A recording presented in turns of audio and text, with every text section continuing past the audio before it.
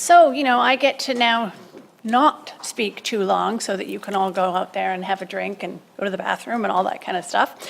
And I don't have slides. It's just, a little bit of a chat. So my name's Lindsey Rusche. I live in Toronto. I just dropped my papers, but I can't pick them up because I have a back brace on. So someone has to do that for me. Thank you. That's actually kind of funny. So it's true. I'm on like the last 5 days of wearing this thing, so hopefully I get to take it off on Monday and never see it ever again. So obviously I have a diagnosis of Marfan syndrome, and I've had it for a long time, since I was 9. I'm 46 now. I lived in England as a youngster, and I was diagnosed then in the late 70s, early 80s. So there wasn't a genetic test yet. It was obviously done by criteria at the time. Shortly after I was diagnosed, obviously it was eyes initially, an ophthalmologist noticed it, mitral valve prolapse, started to have excavatum. We moved to Canada. So it was a good thing because, I went to Sick Kids. I had I like to say it that that's when Lindsey 1.0 was born, because I had my mitral valve repaired. I had scoliosis surgery for the thoracic, my T, and all good. So, I lived my life till I was late 20s, really. I obviously had visual impairment. I had lots of things going on, but I managed them relatively well with all the help of, some of the people in this room. And so great. So then I had, got late 20s. I get to, obviously, my aortic root. Now I have a mechanical valve.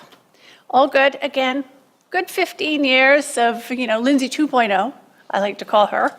And then I turned 40, and, they say when you turn 40, things start to happen. So obviously, and it also did to me, obviously a little bit more severe than, the average person.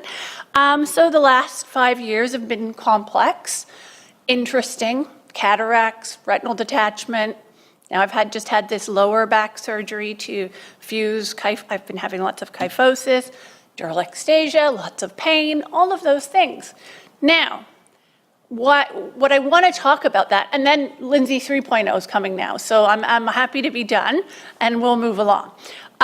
What I do like to talk about is that the individuality of these disorders, whether they're Marfan, Loeys-Dietz, all the different new genetic disorders they're finding, that they are individual. There's no, even for Marfan, there's no cookie cutter thing that says this is what you're going to have, this is how your life's going to be. So that's one of the things that I think is really important that I talk about a lot, even just to my GP or to anybody, to say, I may have these things, someone else might not. We don't know exactly when and how these things are going to happen. So that's why, really knowing your disease, advocating for yourself constantly, and becoming like you're an expert in it. You really are the only expert.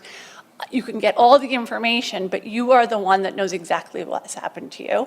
And also, your history. And I've got a lot of paperwork at home, I must say. And I maintain it because it's important.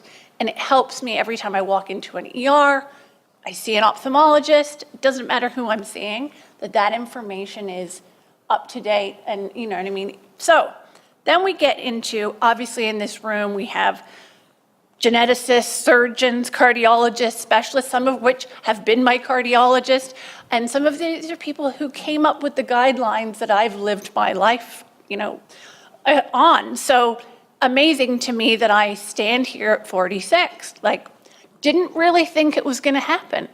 In the 70s, they were sort of like, you'll get to 30. You know what I mean? You kind of are told those things back then. And so, to stand here at 46, I'm pretty happy. As much as it's not been easy, especially recently, not easy. And it's been a bit of a full-time job to keep myself well. I'm still very happy about it because I have, the resources, especially in Toronto and anywhere you are. If you have the knowledge, you can advocate for yourself. So now you get into longevity. So you've kept me alive. I've rebuilt parts of my aorta. I'm healthy, as healthy as I can be at this point, which is great. But we are starting to get people who are living full lives with these disorders. And now we're starting to deal with some of the more chronic issues that aren't necessarily cardiac, but they are still there, and they can be quite significant for people. Because obviously my past 5 years have been very much not cardiac. They've been all these other things that are happening. So I find that that is actually sort of almost like the new frontier of this for me, is that understanding how to manage and take care of all of those other things and keep myself well. I do all my cardiology, I take my warfarin, all that's good. But it's kind of a new era where there isn't a lot of information for me. So you're kind of having to sort of build it up for yourself.